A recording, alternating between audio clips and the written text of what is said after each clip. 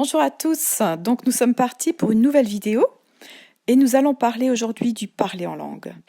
Alors si on compare la nouvelle naissance à celle d'un bébé, il sort du ventre de sa maman, il sort des os, tout comme lorsque nous sommes créés une nouvelle création en esprit, nous sortons des os du baptême. Comme un enfant, on va apprendre à parler un nouveau langage et il va y avoir ce parler en langue qui va se mettre en œuvre. C'est un langage que le diable ne comprend pas. C'est un langage aussi que ton intelligence ne comprend pas. Le parler en langue, c'est tout simplement un don. C'est un cadeau qui est totalement gratuit. C'est pas parce que tu reçois le parler en langue que tu es meilleur qu'un autre disciple. Non, pas du tout. Ça veut juste dire que Dieu, il est rempli d'amour, de grâce, de miséricorde envers toi, envers chacun de nous de la même façon d'ailleurs. Et il veut te donner ce cadeau qui est totalement gratuit.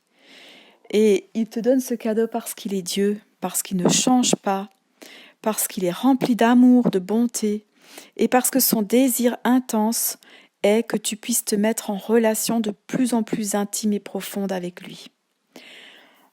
Alors on va reprendre ce qui s'est passé pour les premiers disciples au moment où le Saint-Esprit est descendu sur eux, en Acte 2, versets 1 à 6.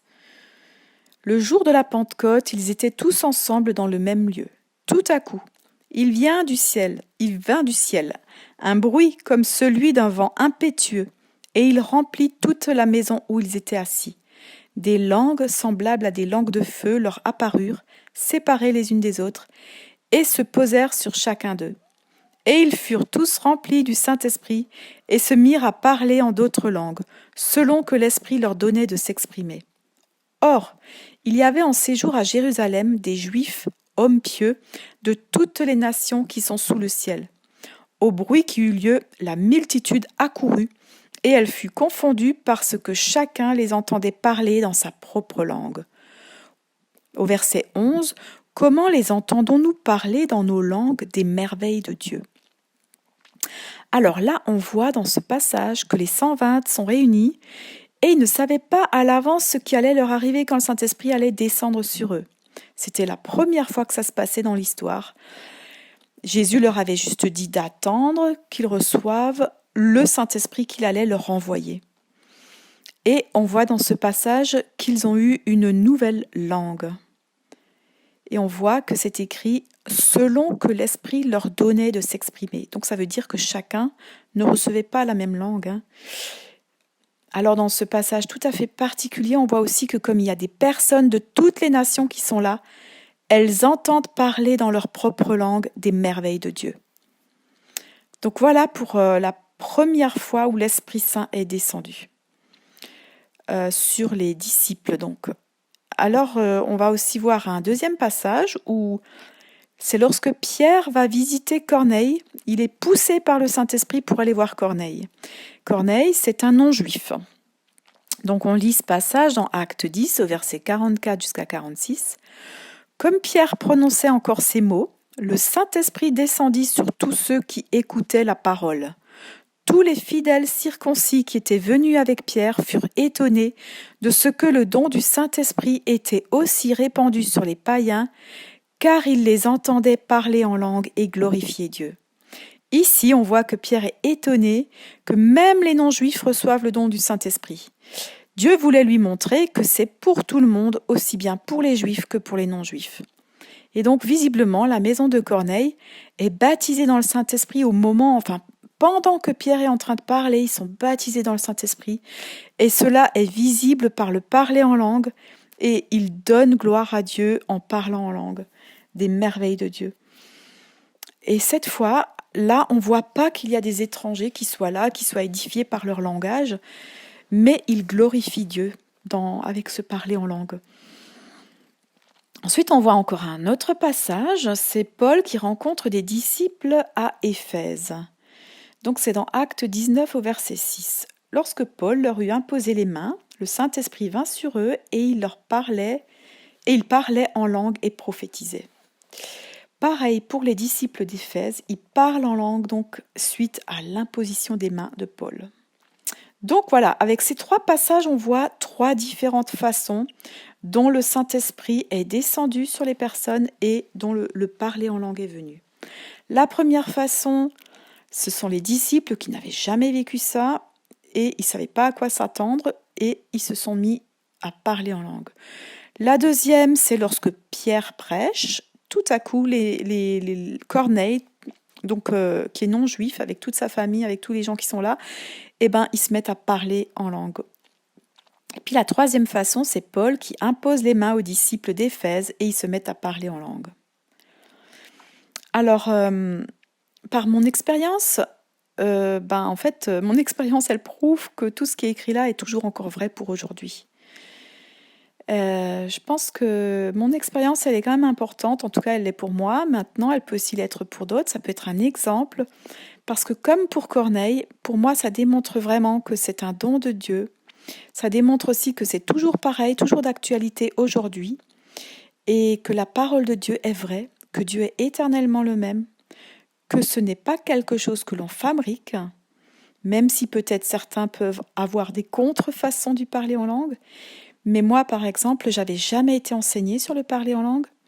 J'avais bien sûr lu tous ces textes dans la parole, mais je les comprenais pas et ça m'avait pas du tout interpellée. J'avais aussi entendu autour de moi des personnes qui parlaient en langue, mais je me suis vraiment jamais posé la question de savoir d'où ça venait et ni de savoir si c'était aussi pour moi. J'étais totalement dans l'ignorance. Donc, en ce qui me concerne, j'ai jamais cherché à recevoir le parler en langue. La seule chose que j'ai cherché dans ma vie, c'est chercher à connaître Dieu encore plus que ce que je le connaissais. J'ai donc eu l'imposition des mains pour recevoir le baptême du Saint-Esprit. Et c'est à ce moment-là qu'on m'avait demandé d'ouvrir la bouche. On m'a dit « ouvre ta bouche et parle ». Et moi, j'ai secoué la tête en faisant non. Je ne savais pas du tout ce que ces personnes voulaient, pourquoi elles voulaient que j'ouvre la bouche. Franchement, j'étais totalement ignorante de ce qui pouvait se passer. Et donc le lendemain, quand j'étais dans la salle de bain, je louais Dieu, j'étais tellement remplie de cette adoration, et que tout à coup, des mots inconnus sont sortis de ma bouche et je me suis arrêtée net. Je me suis dit, mais qu'est-ce qui se passe ? Et j'ai repris, et j'ai arrêté, et j'ai repris, j'ai arrêté. Exactement comme un enfant qui découvre tout à coup qu'il y a un son qui sort de sa bouche. C'était juste quelques syllabes et au fur et à mesure que j'ai continué de parler en langue, ces quelques syllabes sont devenues de plus en plus importantes et c'est devenu vraiment des phrases et des mots et c'est devenu de plus en plus dense. Alors, bien sûr, je me suis questionnée. Après ce temps-là, j'ai aussi cherché à comprendre et j'ai un petit peu regardé les témoignages à droite à gauche de personnes qui ont vécu des choses similaires. Et puis, je me suis rendu compte qu'il y a différentes expériences. Il y a ceux qui reçoivent le baptême du Saint-Esprit avec puissance et le parler en langue immédiatement à ce moment-là. Ensuite, il y a ceux qui ne vivent absolument rien de puissant, mais qui reçoivent le parler en langue. Lors de l'imposition des mains ou lors de la lecture de la parole ou comme ça, mais enfin, ils vivent quelque chose avec le Seigneur et ils reçoivent le parler en langue. Et puis il y a ceux qui vivent un baptême du Saint-Esprit fort et puissant avec des choses incroyables, mais qui ne parlent pas en langue.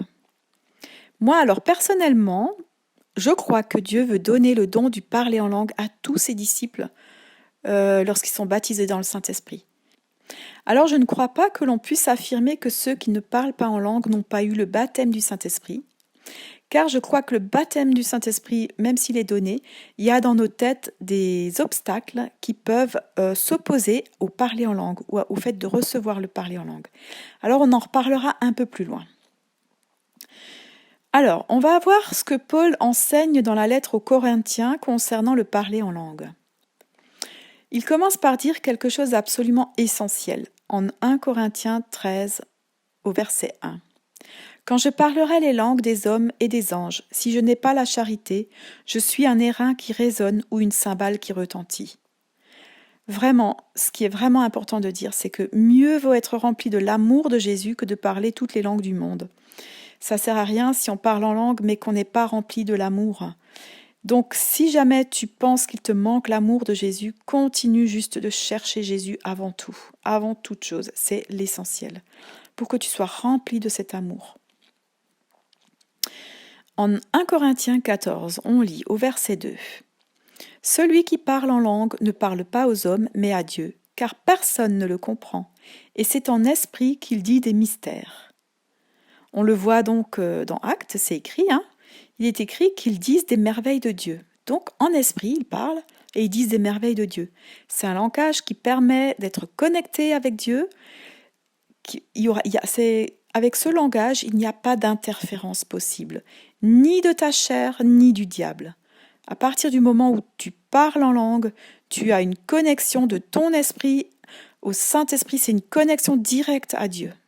Alors au verset 4, « Celui qui parle en langue s'édifie lui-même. » Donc c'est vraiment une conversation entre toi et Dieu. Ça t'édifie, ça veut dire que en fait ça va t'apporter de la paix, ça va t'apporter de la joie. Tu peux ressentir une très forte présence de Dieu, une très forte paix et sécurité quand tu parles en langue, et ça va vraiment fortifier ta foi. D'où vraiment l'importance de parler en langue. Au verset 5, on lit « Je désire que vous parliez tous en langue. » Donc ça, c'est ce que Paul dit, mais c'est exactement ce qui est sur le cœur de Jésus. C'est que tout le monde puisse accéder à cette langue qui permet d'être vraiment dans une dimension profonde d'intimité avec le Seigneur. Je pense que c'est un des premiers dons parce que c'est, je crois, le seul don qui va vraiment être là juste pour ton édification personnelle. Après, bien sûr, tous les autres dons, ils peuvent aussi t'édifier, mais ils sont surtout là pour édifier le peuple de Dieu. Or, celui-ci, il est vraiment en premier fait pour ton édification. C'est aussi pour ça, je pense que beaucoup le reçoivent en premier. C'est le don que Dieu veut te donner pour que tu puisses te connecter à son cœur, être dans ce cœur à cœur avec lui. Ensuite, on va lire au verset 14. « Car si je prie en langue, mon esprit est en prière, mais mon intelligence demeure stérile. » Donc, tu peux prier en langue en faisant plein d'autres choses. Tu peux être en voiture, conduire, faire tes courses. C'est vraiment une façon d'être connecté à Dieu en tout temps, en toutes circonstances, dans ton quotidien, là où tu es, dans tout ce que tu fais. Au verset 15, nous lisons « Que faire donc ? Je prierai par l'esprit, mais je prierai aussi avec l'intelligence. Je chanterai par l'esprit, mais je chanterai aussi avec l'intelligence. » Prier en langue peut te donner l'impulsion pour ensuite prier par l'intelligence. Parfois, tu as du mal à te mettre dans la présence de Dieu, à savoir quoi prier. Alors, commencer ton temps d'intimité avec Dieu, avec le parler en langue, ça permet vraiment de te mettre dans la présence de Dieu, de faire aussi le ménage avec tout le reste de ta journée ou de ce qui se passe. Vraiment, être connecté juste à Dieu, tu pries en langue. Et tout à coup, tu as des sujets de prière qui vont te venir et tu vas pouvoir prier en intelligence. Tu vas aussi avoir des temps d'adoration, tu vas vouloir dire des choses vraiment dans une langue intelligible, dans ta langue. En adorant Dieu, dans l'intercession peut-être, il y a aussi des choses qui vont te venir dans l'intercession où tu vas intercéder en langue et intercéder aussi en intelligence, avec une parole intelligente. Donc, moi, souvent, alors, je me mets à parler en langue dès que je ne sais plus quoi dire.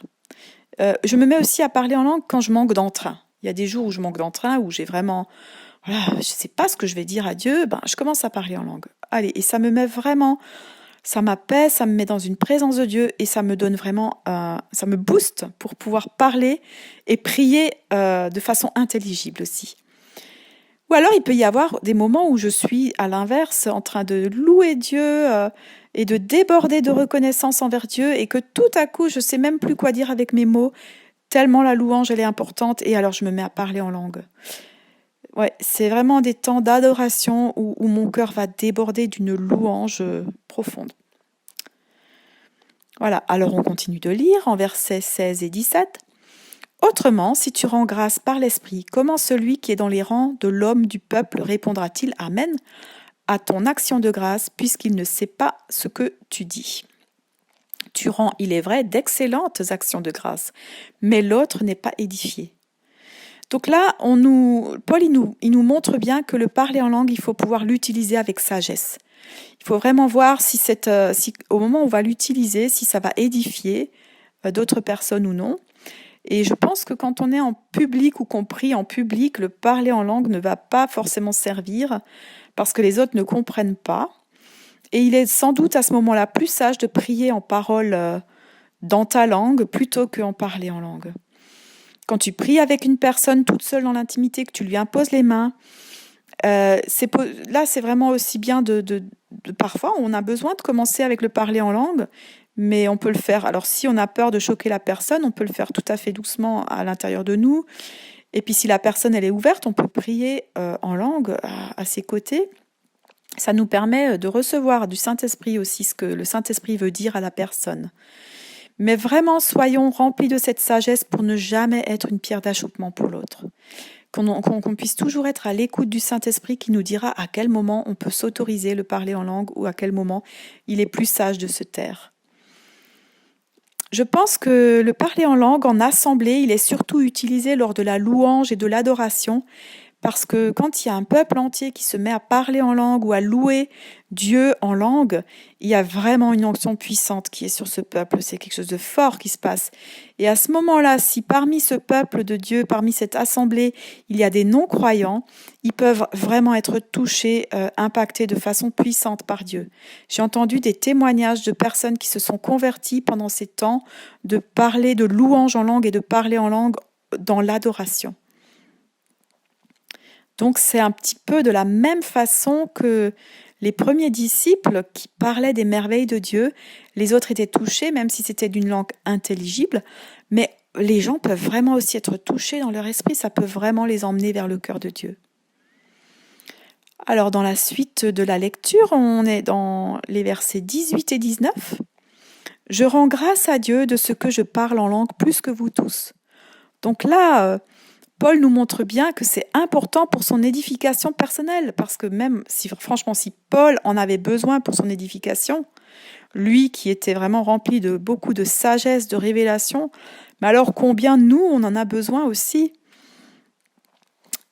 Et plus loin, il dit « Mais dans l'Église, j'aime mieux dire 5 paroles avec mon intelligence, afin d'instruire aussi les autres, plutôt que 10 000 paroles en langue. » Donc là, quand tu pries, tu demandes à Dieu si c'est vraiment le moment où tu pries en langue ou si c'est plutôt mieux que tu pries avec ton intelligence. C'est vraiment important. Quand tu es devant des gens, de pouvoir demander à Dieu qu'est-ce que tu dois faire. Mais je pense que vraiment sur une estrade, c'est beaucoup mieux de prier avec des paroles que le public peut comprendre, où il peut vraiment être interpellé. Donc les versets 27 et 28... En est-il qui parle en langue que 2 ou 3 au plus parlent, chacun à son tour, et que quelqu'un interprète. S'il n'y a point d'interprète, qu'on se taise dans l'Église et qu'on parle à soi-même et à Dieu. Alors dans ce passage, Paul parle du don du parler en langue, qui est un don parmi d'autres dons, qui est suivi du don d'interprétation de langue. Ça veut dire qu'à un moment donné, si on va parler en langue en public, il va falloir qu'il y ait une autre personne qui se lève pour traduire ce parler en langue. Donc quelqu'un qui reçoit le don de traduire. Et puis si ça n'est pas le cas, effectivement, il vaut mieux qu'on se taise, qu'on parle à soi-même ou à Dieu, mais pas aux gens, pas au public. Au verset 39, « Ainsi donc, frères, aspirez au don de prophétie, et n'empêchez pas de parler en langue. » Donc il est clair, on ne doit pas empêcher le parler en langue, c'est important. Cela sert vraiment à rester connecté à Dieu, quoi qu'il se passe devant toi, autour de toi. Si tu pries pour une personne que tu ne sais plus comment continuer, parle en langue. Si tu es dans ta chambre, que tu ne sais plus quoi prier, parle en langue. Si tu es angoissé, si tu as des combats divers, des tentations aussi, mets-toi à prier et à parler en langue. Si tu es menacé, si tu as une peur, si tu as des personnes qui te menacent, prie en langue à l'intérieur de toi aussi. Voilà, la prière en langue, elle peut vraiment faire fuir l'ennemi. Faut être conscient que c'est une arme, c'est quelque chose de très puissant. Aussi, si tu as un bébé, par exemple, qui pleure et tu ne sais plus comment le calmer, mais prends le temps, prends-le tout simplement contre toi, le petit, et commence à parler en langue et à chanter en langue. C'est vraiment puissant. Un bébé va se calmer et s'apaiser avec ton parler en langue. Alors, c'est mon expérience. Alors, donc, on passe à la question, mais pourquoi tous ceux qui sont baptisés dans le Saint-Esprit ne semblent pas recevoir le parler en langue ? je pense qu'on a tous grandi dans différents milieux évangéliques et on a reçu des enseignements divers de toutes sortes à ce sujet, ou bien pas. Moi, j'avais rien reçu, donc c'était peut-être plus simple. Mais certains ont reçu des enseignements particuliers et on peut dire plein de choses. Il y a plein d'enseignements. Il y en a qui disent que le parler en langue, ça n'existe plus. Il y en a qui disent que ça doit se passer de cette façon ou de telle façon. Donc, on a un petit peu tout intellectualisé et mis en boîte. Et alors, on part du principe que c'est comme ça que ça doit se passer et il se trouve que peut-être Dieu il veut pas nous le donner de cette façon-là. Et quand on met tout en boîte, on complique les choses.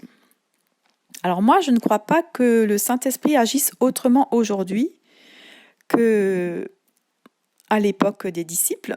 Je pense vraiment que, au contraire, si les choses ne se passent pas, c'est parce qu'en nous, il y a des barrières de pensée, des choses qui bloquent pour que nous recevions les mêmes choses qu'au temps des apôtres. Jésus, dans la parole, il nous dit de redevenir comme des petits-enfants. Et c'est sans doute ça le secret pour recevoir de lui tout ce qu'il veut nous donner. Croire que tout ce qu'il veut nous donner a pour but une relation intime et profonde avec lui. Et qu'il veut vraiment nous bénir, il veut que nous soyons édifiés et il veut aussi que nous édifions le corps de Christ. Donc c'est à nous de rester les mains ouvertes dans l'attente de recevoir, que nous soyons prêts à recevoir ces dons. Que ce soit le parler en langue ou que ce soit les autres dons pour édifier le corps de Christ, soyons juste prêts à recevoir. On demande et on reçoit. Ensuite, ce qui est certain, c'est qu'il faut, à un moment donné, si on veut parler en langue, il faut se mettre à ouvrir la bouche et à commencer à parler. Parce que si on ne parle pas, le Saint-Esprit ne va pas se mettre à bouger notre bouche à notre place. Donc, moi, personnellement, j'ai sans doute reçu le parler en langue en même temps que l'imposition des mains pour recevoir le baptême du Saint-Esprit. Mais comme à ce moment-là, j'ai pas ouvert la bouche, le son n'est pas sorti. Donc, le lendemain, j'ai loué Dieu et le son est sorti. Donc, si tu penses que tu as déjà été baptisé dans le Saint-Esprit, que tu as vécu quelque chose de puissant, simplement va dans ton lieu secret. Mets-toi à louer et à adorer Dieu et ouvre ta bouche et demande au Saint-Esprit de la remplir de ce parler en langue qu'il veut te donner. Et puis peut-être parfois, t'as pas vécu quelque chose de spectaculaire et de flagrant, mais tu veux vraiment aussi, et peut-être aussi que tu as reçu le parler en langue, mais que tu as beaucoup de doutes parce que justement c'est pas venu d'une façon tellement flagrante. Peut-être qu'à ce moment-là, tu as vraiment peur que c'est toi qui inventes quelque chose qui ne vient pas de Dieu. Alors à ce moment-là, mets-toi juste à parler en langue et j'ai envie de dire que si tu tiens plus que quelques secondes, si ça coule de toi, ça veut dire que ce parler en langue, il vient du Saint-Esprit. Parce que si tu le fabriques toi-même, et si c'est ta chair qui le produit, tu vas te fatiguer tellement vite que tu ne pourras pas tenir 5 minutes, 10 minutes, une demi-heure à parler en langue, c'est impossible. Ta chair, elle va se fatiguer. Donc, si le parler en langue que tu as, il se met à couler tout seul, sans réfléchir, c'est ce que le Saint-Esprit t'a donné. Alors, d'une façon ou d'une autre, tu peux avoir aussi vraiment des pensées qui viennent en toi quand tu parles en langue et qui te disent « mais c'est totalement ridicule ce que tu es en train de faire, tu comprends rien, ça ne sert à rien, cela vient de l'ennemi », parce que l'ennemi ne supportera pas que tu utilises ce langage qu'il ne comprend pas. Alors là, tes pensées, elles peuvent vraiment t'empêcher de parler en langue. Donc, j'ai envie de te dire qu'à ce moment-là, il suffit de continuer à persévérer en parlant en langue de plus en plus et de combattre ces pensées mensongères. Le parler en langue, ça doit vraiment devenir un réflexe, une connexion régulière en toutes circonstances. Tu es dans ta voiture, tu es quelque part, pouf, tu as envie de parler tu parles en langue, tu te connectes à Dieu. Voilà, parce que c'est vraiment puissant ce qui se passe entre toi et Dieu. Et c'est vraiment une arme contre les puissances des ténèbres. Je veux vraiment t'encourager à prendre chaque jour du temps et chaque jour des temps de plus en plus longs à parler en langue. N'hésite pas de te mettre dans sa présence, même à mettre un minuteur pour voir combien de temps tu parles en langue, quitte à chercher même à augmenter ce temps chaque jour pour que ça devienne vraiment quelque chose de fluide et que ça coule. Que tu puisses vraiment, finalement, que ça puisse vraiment devenir pour toi comme une nécessité. Un bienfait, mais une nécessité aussi. Voilà. Donc maintenant, alors pour tous ceux qui n'ont encore pas reçu ce don du parler en langue, on va prendre un temps ensemble, un temps de prière. Et durant ce temps, Je vais aussi parler en langue dans le but de vous emmener dans ce courant, dans ce flot qui coule du trône de Dieu. Et c'est vraiment pour vous permettre aussi à vous, dans votre intimité, d'ouvrir la bouche et de vous mettre à parler en langue. Vraiment, alors pour moi, le parler en langue, ça représente quand même quelque chose de très intime entre moi et Dieu. Sauf lorsque je loue Dieu en public, là, effectivement, je peux me mettre à prier en langue ou à chanter en langue. Mais sinon, je n'utilise jamais le parler en langue de façon publique. Et alors donc dans cette vidéo maintenant là, le Saint-Esprit me pousse vraiment à parler en langue dans la vidéo. Et c'est vraiment le seul but, c'est d'activer en toi ce don du parler en langue. Parce que vraiment, je crois aussi que le peuple de Dieu que nous sommes, on a besoin de se parler en langue. Et je pense qu'on aura de plus en plus besoin de se parler en langue pour être connecté encore plus, pour être encore plus rempli de cette foi intense, pour intensifier cette relation d'intimité avec Dieu. Et j'aimerais donc vraiment te pousser à une vie de louange, d'adoration régulière, parce que c'est aussi dans la louange et l'adoration que ce parler en langue y vient et qui devient de plus en plus intense. Ce sont des temps vraiment intimes et que Dieu aime tellement. C'est des temps aussi où il veut te parler et où il se connecte à ton cœur et toi au sien, et où le parler en langue va prendre toute sa place. Donc, c'est de cet endroit que ça va jaillir dans toute ta vie. Ça vient de l'intimité, et de l'intimité, ça va jaillir dans ta vie. Donc voilà, on va prier maintenant. Voilà, Seigneur, je veux vraiment te remercier pour ce don merveilleux que tu nous as donné de pouvoir parler avec toi, d'être connecté en esprit avec toi. Tu nous as donné ce don de pouvoir parler une autre langue. C'est vrai qu'on la comprend pas, c'est peut-être une langue aussi qu'un autre peuple quelque part sur cette planète comprend, mais c'est pas important. L'important c'est de pouvoir accueillir ce don que tu veux nous donner maintenant et de pouvoir le mettre en œuvre, en action, et de pouvoir parler simplement les langues qui viennent du ciel. Et je te prie, Seigneur, maintenant, pour les personnes qui écoutent cette vidéo, qui sont connectées à toi maintenant, qu'elles puissent ouvrir les mains et qu'elles puissent recevoir de toi. Saint-Esprit, viens te déverser sur elles maintenant. Que tu te déverses sur elles avec puissance et qu'elles puissent ouvrir la bouche maintenant. Ouvre ta bouche là où tu es et dis au Seigneur, merci, donne-moi maintenant le parler en langue. Je désire tant parler à ton cœur, Papa. Papa céleste, je désire tant me connecter à toi. Je désire tant avoir ce langage qui est tout à fait spécial et particulier pour que je puisse parler encore plus et rentrer encore plus en intimité avec toi, Seigneur. Et mets-toi juste à ouvrir la bouche et sors des syllabes. Et mets-toi à parler, simplement, mets-toi à parler.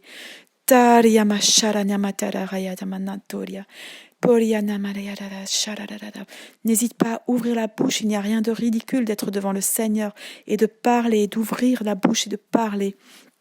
Poria masharana matiata, taria namaraya shariana mariotia, paria tamaraya sharana maniana matiadaba, paria tiadabaraya sharana matiadataria matata, poria namaniana matoria, paria tiadabaraya sharana mania matiadabarayata, topiara maraya taria shamaniana matiadaba, taria maraya sharana maniana matiadabarayata barayama, poria tiara mania matoria.